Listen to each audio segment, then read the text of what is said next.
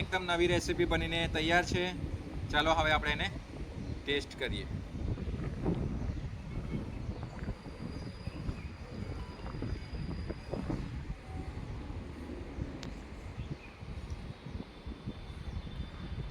એકદમ ટેસ્ટી અને જોરદાર. મિત્રો, આવી રીતે મકાઈ બાફી અને શેકીને તમે એકવાર જરૂરથી ટ્રાય કરજો. બહુ ટેસ્ટી લાગે છે. અને એમાંય વરસાદનું વાતાવરણ હોય ને તો આની મજા કંઈક અલગ છે. મિત્રો, આ રેસીપી બનાવવા માટે આપણે અહીંયા 3 મકાઈ લીધી છે, જે આશરે 1 કિલો જેટલી છે. પણ આમાંથી આપણે 2 જ વાપરીશું અને 1 નંગ આપણે મૂકી રાખીશું. તો આવી રીતે મકાઈ આપણે લઈ લેવાની અને એને છોલી લેવાની છે. મકાઈ છોલતા તો બધાને આવડતું જ હોય છે. પહેલી 2 રેસીપીમાં નથી બતાવ્યું, એટલે આ રેસીપીમાં આપણે બતાવી દઈએ કે મકાઈ કેવી રીતે છોલી લેવાની.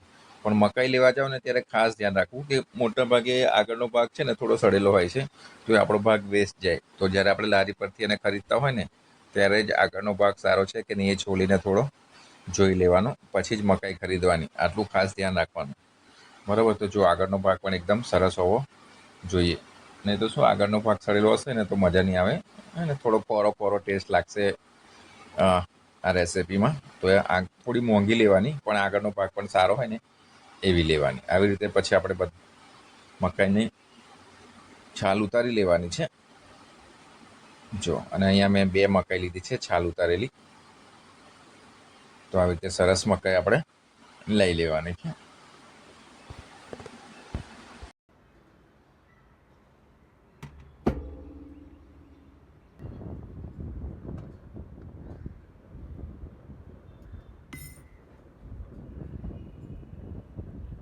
તો મિત્રો, ગેસ ચાલુ કરીને આપણે કઢાઈ મૂકી દીધી છે.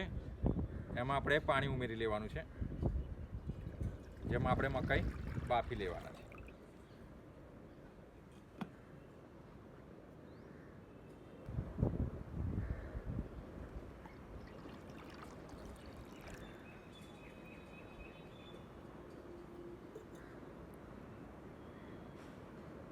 એક ચમચી મીઠું ઉમેરી લેવાનું.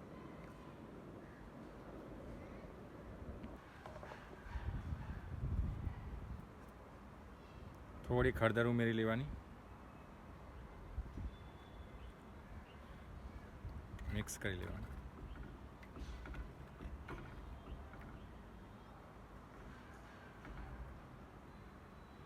એમાં આપણી મકાઈ ઉમેરી લેવાની.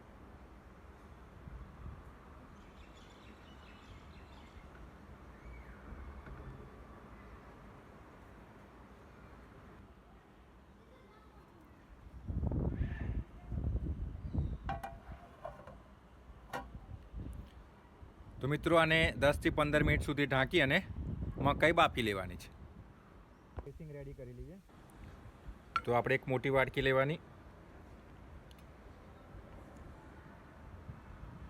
એમાં આપણે 4 થી 5 ચમચી દહીં લઈ લેવાનું છે. અહીંયા મેં અમૂલ દહીં વાપરેલું છે. તમને બીજું કોઈ દહીં ગમતું હોય તો તમે એ પણ વાપરી શકો છો.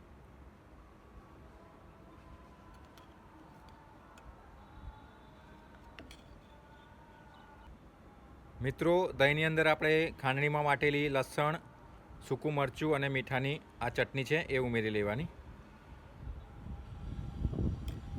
હવે એને આપણે બરાબર મિક્સ કરી લેવાનું છે.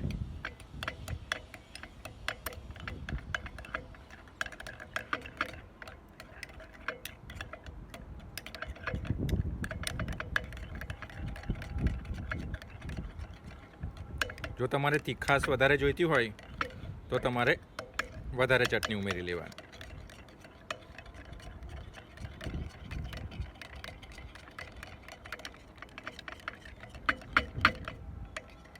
તો આપણી ચટણી બનીને તૈયાર છે. તો 10 થી 15 મિનિટ થઈ ગઈ છે. હવે આપણે મકાઈને જોઈ લઈશું.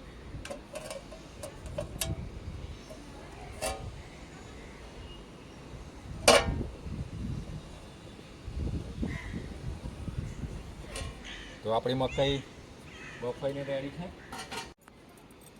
તો મિત્રો, હવે આપણે મકાઈને કાઢી લઈશું.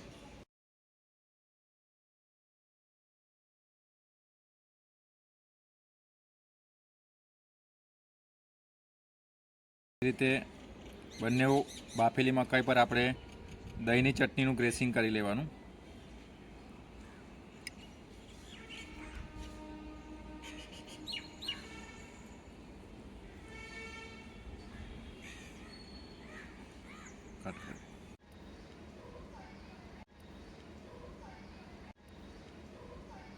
ચટકીમાં બટર લઈ એમાં આપણે થોડા ચીલી ફ્લેક્સ ઉમેરી લેવાના.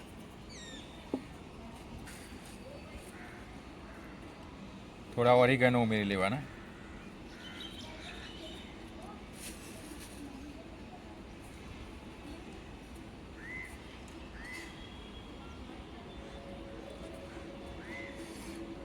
આને પણ આપણે મિક્સ કરી લેવાનું.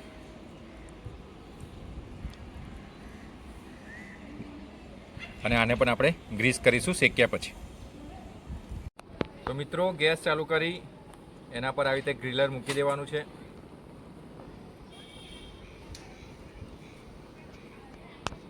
અને એના પર આપણો આ મકાઈ મૂકી દેવાની.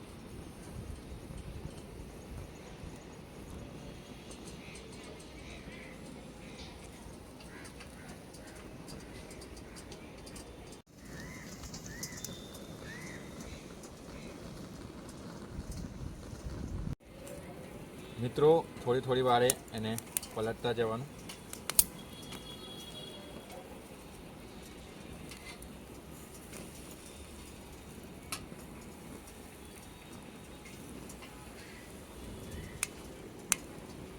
આપણી મકાઈ શેકાવા લાગે એટલે એમાં આપણે બટર, ચીલી ફ્લેક્સ અને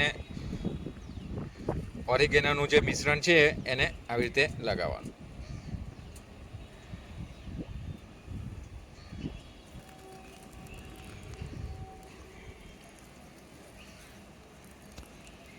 પાછું પલટી લેવાનું.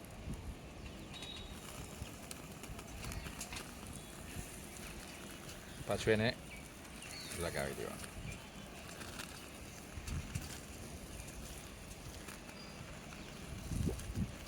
તો મિત્રો આ રીતે મકાઈનો ટેસ્ટ એકદમ સરસ આવશે. એક વખત આ રેસીપી જરૂરથી ટ્રાય કરજો.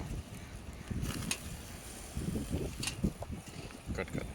તો મિત્રો સરસ સાંજ છે, એકદમ વરસાદનું વાતાવરણ છે અને આપણી મકાઈ એકદમ સરસ ગ્રીલ થઈ ગઈ છે. હવે આપણે એને ઉતારી લઈશું.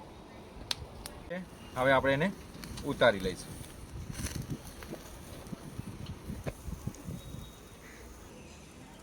તો મિત્રો આવી રીતે મકાઈ તમે જરૂરથી ટ્રાય કરજો.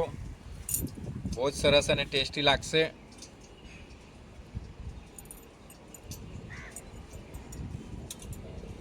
ફરીથી એક વખત આપણે બટર અને ચીલી ફ્લેક્સ અને ઓરિગેનોનું ગ્રેસિંગ કરી લેવાનું. એનાથી આનો ટેસ્ટ એકદમ સરસ થઈ જશે.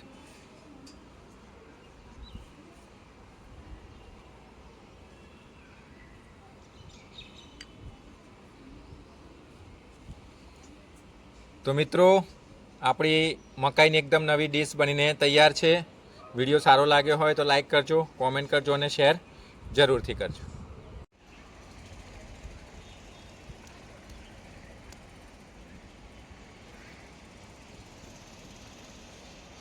તો મિત્રો એકદમ સરસ વાદળવાળું વાતાવરણ, વરસાદની શરૂઆત થતું હોય એવું, અને આપણી જોડે છે ખાવા માટે એકદમ ફાઇન ગ્રીલ કરેલી મકાઈ.